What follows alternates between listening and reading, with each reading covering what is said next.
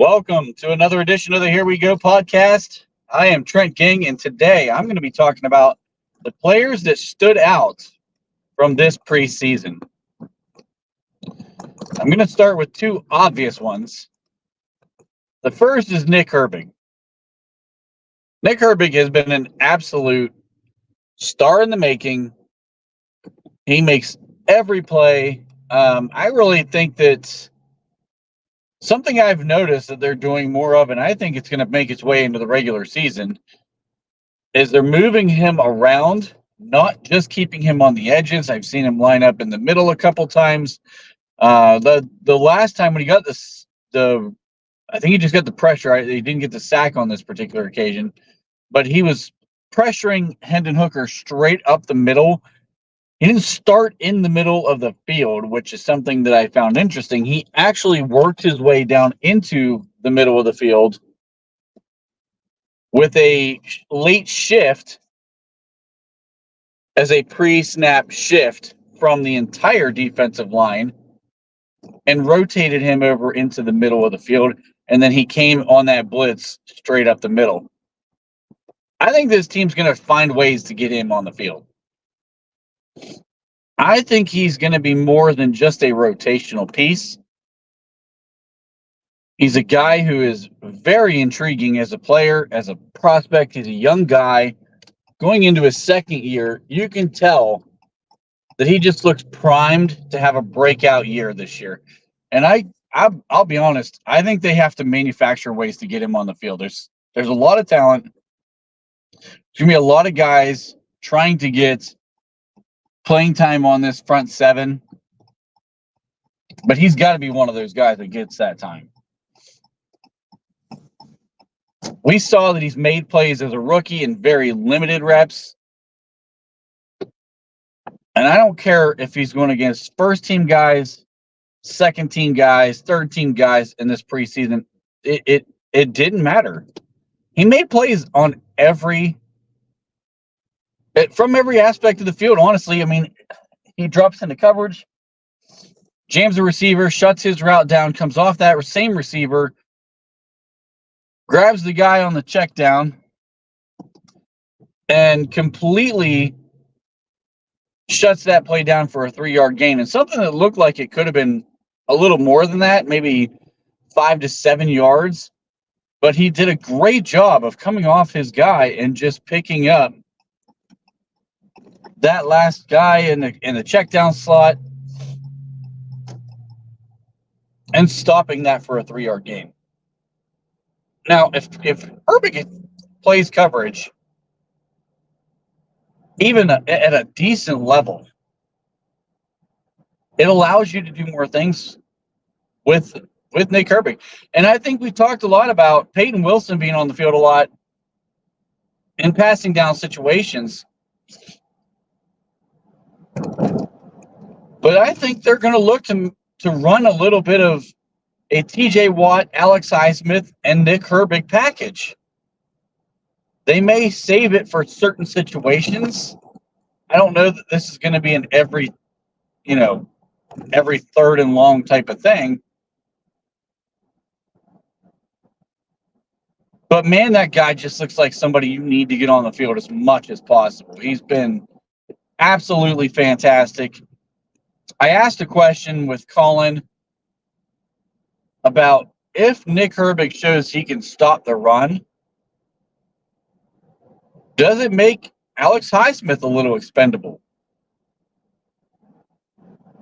It was just something that popped in my head at the time, kind of out of nowhere. It wasn't a planned question or anything like that when I was preparing the show. But the more I sit and think about it, and the more I watch this guy explode onto the scene, I don't think it's a bad question. I think it's pretty legitimate, to be honest with you. Alex Highsmith carries a big contract now because, of course, we paid him, and he's earned it.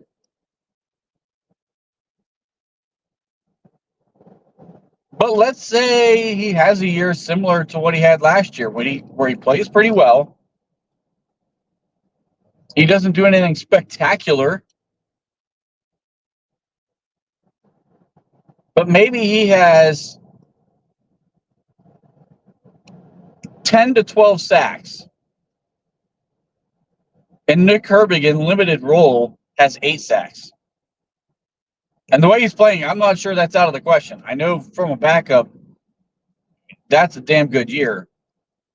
I mean, it's a really damn good year for a guy who would be playing in a backup role. But I don't think it's out of the question for a guy like Nick Herbig to pick up 8 sacks if he's getting a number of reps. Now, this is going to depend on how much playing time he gets.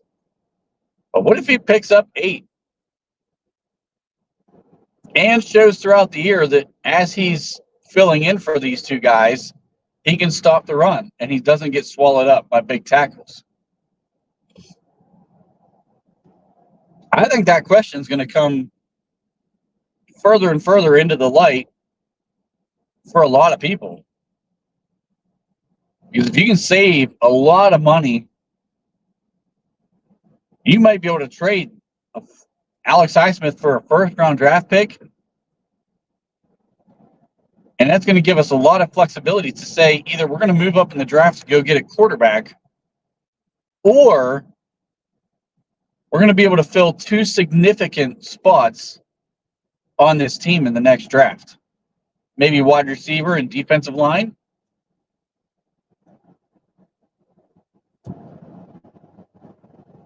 It's going to be an intriguing question to watch play out as the year goes on.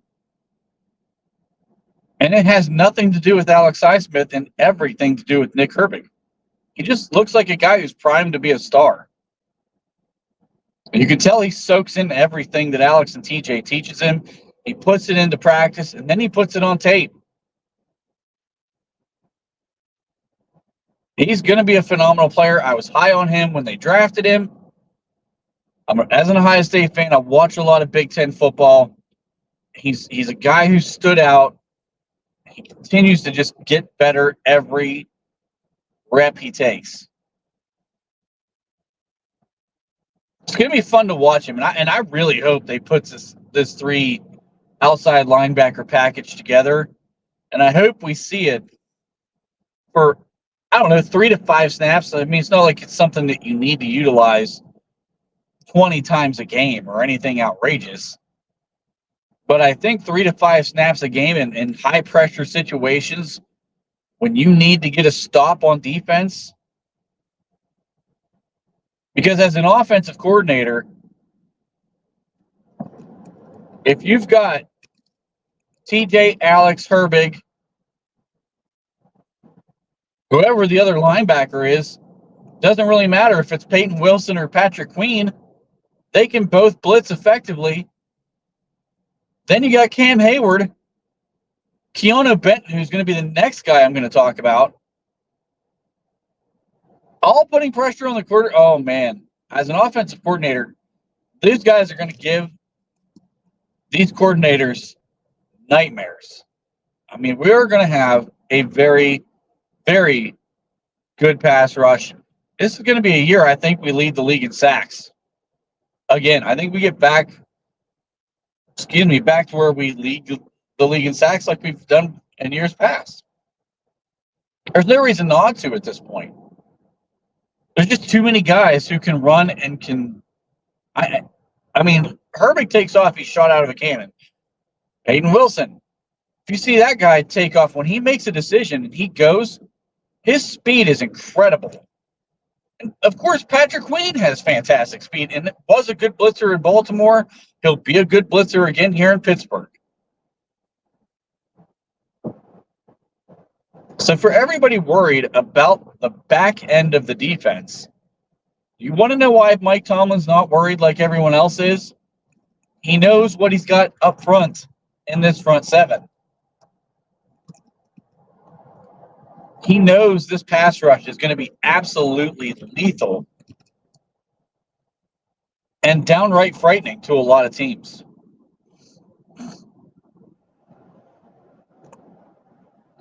And what complements a good outside rush or a good rush from the inside is getting a good rush from your defensive nose tackle. Quarterbacks in this league get really good at stepping up in the pocket when they see an outside edge rush coming on. and they find ways to avoid pressure. They move up, they slide. Keanu Benton is going to be the next guy I'm talking about, because that guy is starting to figure out how to pass rush. He's got one move that works well for him, and he knows how to use it, and he will use it every time if he has to. This club swim of his really is just tough to stop. I mean, he's so powerful from that position and so explosive that when he fires off and he gets that first arm coming across, if he makes contact with the shoulder of that tackle before they get their hands on him, it's over. He's just throwing guys out of the way and either ripping through or swimming through to get pressure on the quarterback. Now, he's doing this against anybody. It doesn't matter. Once again, it does not matter. It can be first-team guys, second-team guys. It doesn't matter. He's found a way to make this move effective. And when you've got great outside edge rushing and you can get pressure from the inside like he's been providing, this is why I think we're going to rack up the league's most sacks. There's nowhere for a quarterback to go. I mean, you have to totally bail the pocket and do the same type of thing that we yelled at Kenny Pickett for all last year. You have to roll all the way outside the pocket, and by that time, all the timing of the entire play is over. Like, you cannot hit a route in rhythm. It's just backyard football at that point, and a matter of, can you get rid of the ball before the defense gets to you? Because there's not a lot of guys in this league that are athletic enough to run away from Alex Highsmith and TJ Watt. So the more pressure comes from up the middle and the inside, and I still think Cam Hayward's going to have a solid year. Keanu Benton's going to be the star, but I still think Cam Hayward has a solid year. If those two guys are applying pressure from up the middle and you're getting edge rush, when we do send the middle linebackers, I mean, they're going to have free open lanes because this offensive line is absolutely going to have their hands full with just 4 guys rushing.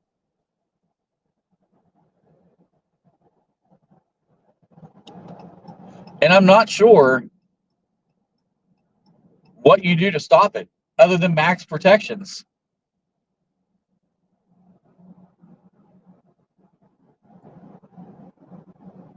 So I'm not sure that anybody is as worried about the back end,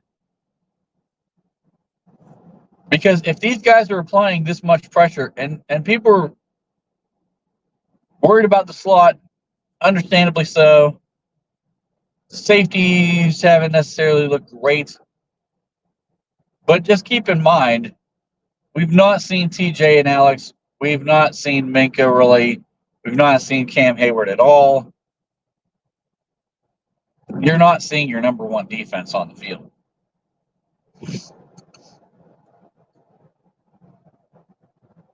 I think this unit's going to be scary. I think this defense is going to be top of the league in most categories. And if Larry Ogunjobi can play any better than what he's played in years past, we're going to be a really solid run defense too. But all of this is going to start because Keanu Benton, much like Nick Herbig, is going to take his year 2 leap. And you can really see it coming along. He's lost weight.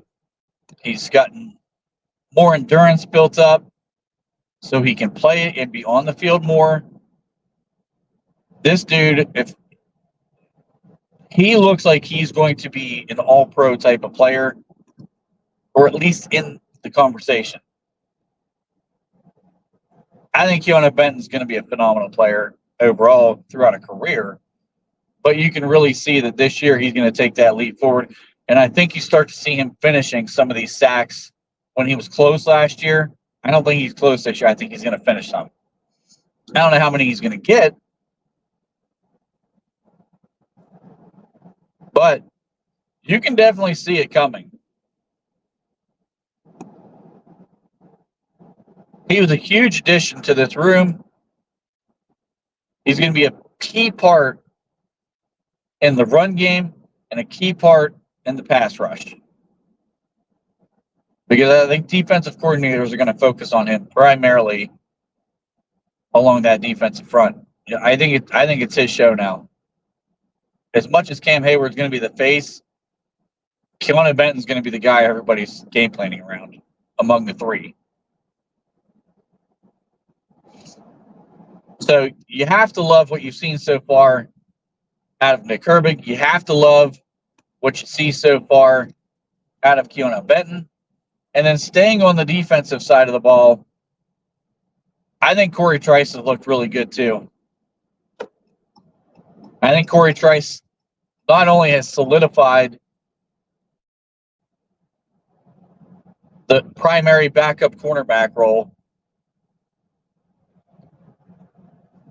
but he's also a guy that you could see potentially being a long-term solution opposite of Joey Porter Jr. He's played really well. Of course, he gets hurt again. He's got a hamstring. You have to really start worrying about this guy's health. But you can see why they drafted him. He's a heck of a player. He's played very well. He's given up virtually nothing in coverage so far.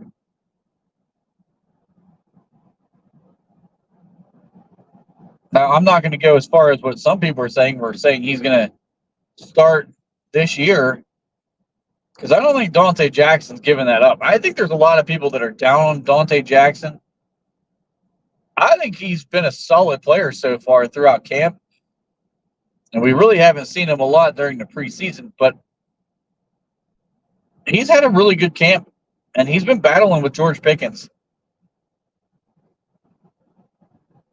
I think maybe just switching teams is giving him a little bit more life. He seems to be a little bit rejuvenated. He can still run. We definitely needed to add speed to the secondary, and he does exactly that.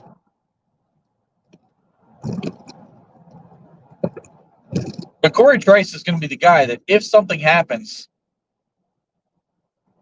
to either of our starting corners, he's definitely a guy that can come off the bench and give you some quality reps and quality production and not going to be a major liability like what we've seen in years past, because we've not had any depth at cornerback for a long time, to be perfectly honest with you. We've had horrible depth for a long, long time. Finally, he gives you somebody that you feel comfortable that if he's going to play, he's going to play, and he's going to play pretty well.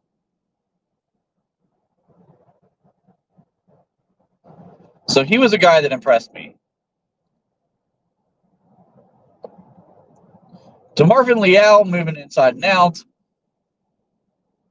I don't know if he's ever going to be a starter in this league.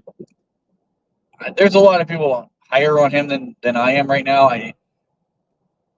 I'd expect anything from him, honestly. If you listen to anything I talked about before camp started or just after camp was starting, I mean, I expected absolutely nothing out of DeMarvin Leal.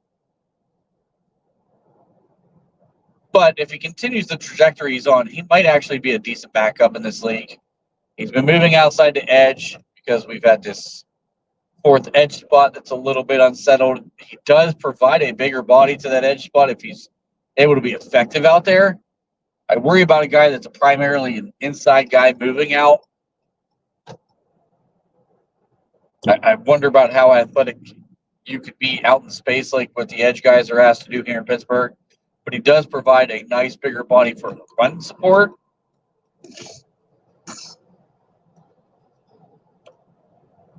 But he's also played fairly well inside. Again, this is all against backups. But he might be a nice depth piece at this point. He might be working back towards that rookie form that we saw from him where we had high hopes.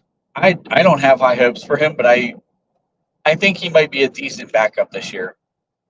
and a guy you can rotate in, and it's not going to be a massive drop off.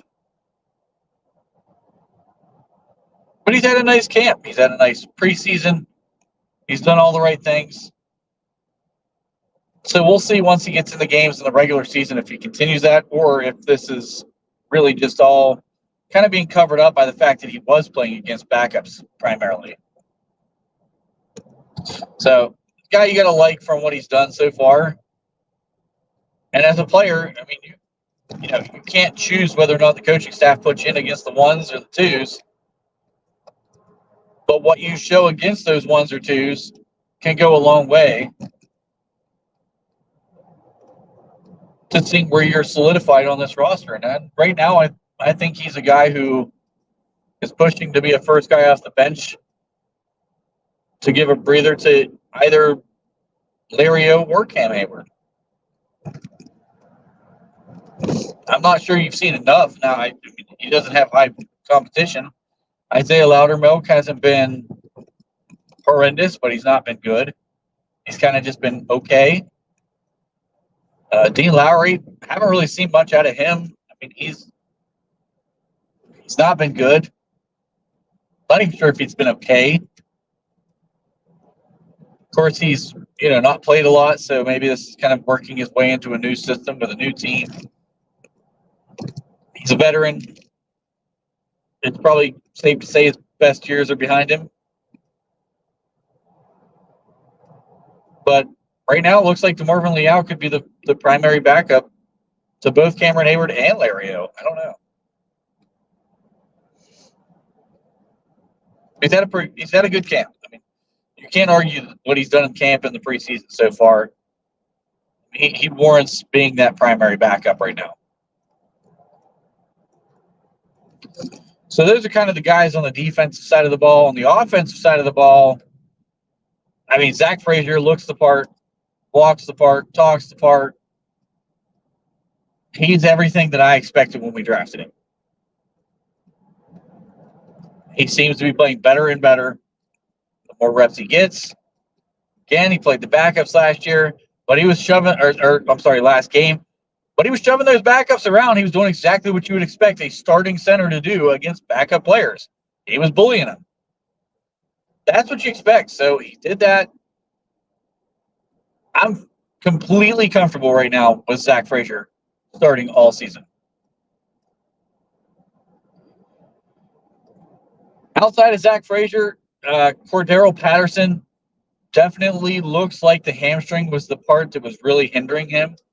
It's amazing what a week did, because the second preseason game, the limited action we saw from him, he had no burst, he had no explosiveness, he had no speed. I'm wondering, what is going on? This dude does not look like the guy we saw in Atlanta last year. Clearly, the hamstring was still hindering his ability to really try to get to the hole, because the one run play he had, it just looked like he was lumbering his way out to try to get off tackle, and it was not happening. There's no way it was happening on that play. And we saw in the last preseason game here where he gets one, he gets up the middle, and of course it's Zach Frazier now, Isaac Seumalo. They part the seas for this guy, and he looked exactly like the explosive player that he's been in his whole career. He shoots right through the hole and bursts out. Nice little move in the open space against the safety, and he's going in for 6, 30 yards out. So that, to me, put a little bit of the concerns with him to rest. Now he's got a couple of weeks to continue to try to get even more healthy, make sure the hamstring's not going to be a problem week 1. We didn't see him return a single kick in preseason, so you have to assume he's going to be the kick returner, and that him not returning a kick was all precautionary. But this kick return thing is going to be brand new to him also, so it'll be interesting to see how it plays out. I think a guy who's been in the league as long as he has returned kicks as many times as he has, you've got to feel pretty comfortable that as long as he's got his explosiveness and his burst, he's also got some size and strength to him. So you got to feel like he's going to do something in that game. So, felt much better about Patterson. Offensive line looked like they were a little better. Still had some moments where it just wasn't good. But honestly, wasn't good. It's still better than what it was before. So, take it with a grain of salt, Steeler fans. The offensive line is going to be a bit of a circus this year. I ultimately think this line comes together and they're okay. They're not going to be good. No offensive line that plays as many young guys as we plan to play is going to be good. They have to be okay. They have to be serviceable. It's the year they gel together, and next year they can be a good offensive line. But it's not going to be this year. They were a little better. But outside of that, Russell Wilson, real nice ball on a 32-yard completion to George Pickens. Tomlin had seen enough at that point, basically was like, yep, got my starter for week 1. Of course, he's not naming him the starter yet, but let's just be honest. It's not a secret. He's going to be the starter week 1. Fields, I thought, looked better. He was a little more decisive in this game. He kind of let her rip that ball right down the seam to Pruitt. That's exactly what Arthur Smith wants in this offense. And again, the thing I said I would have liked to have seen from Russ, he was too limited to maybe do it. I don't know, but he still hasn't thrown a ball in the middle of the field. So Arthur Smith's going to want to utilize the tight ends. He wants to utilize the middle of the field. It opens up the rest of his offense. I think the biggest thing to monitor isn't whether or not Russell Wilson's good enough to be the quarterback 1, because Russell Wilson is good enough. I don't care what anyone on social media is saying. Russell Wilson is still a solid quarterback in the NFL. You don't need him to be a great quarterback. He is very good in a run-first scheme. Seattle ran the ball a lot with him there, and he was still on a Hall of Fame trajectory. The issue becomes, if he's not going to utilize the middle of the field, does he work in this system? That's the thing to kind of keep an eye on right now. Very, very limited. We haven't really seen anything out of Russ. The offensive line didn't help him. The one game he did play a little bit. I think we're going to start to understand Russell Wilson come week 1 in Atlanta. We'll see how he fits in this scheme, because I don't think Wilson's going to get benched very easily by Mike Tomlin. I mean, we saw him let Mitch Trubisky go, and horrible is an understatement when I'm describing Mitch Trubisky's game last year. That was just way beyond horrible. I mean, a guy can't complete a single pass. You're beyond horrible. And it still took time for Tomlin to pull a guy like that who has no pedigree.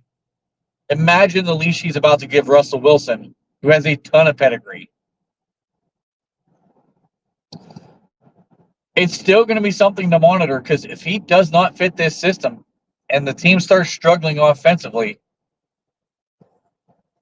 how much does Arthur Smith start getting in Mike Tomlin's ear and say, listen, Fields is the guy that fits my scheme and my system.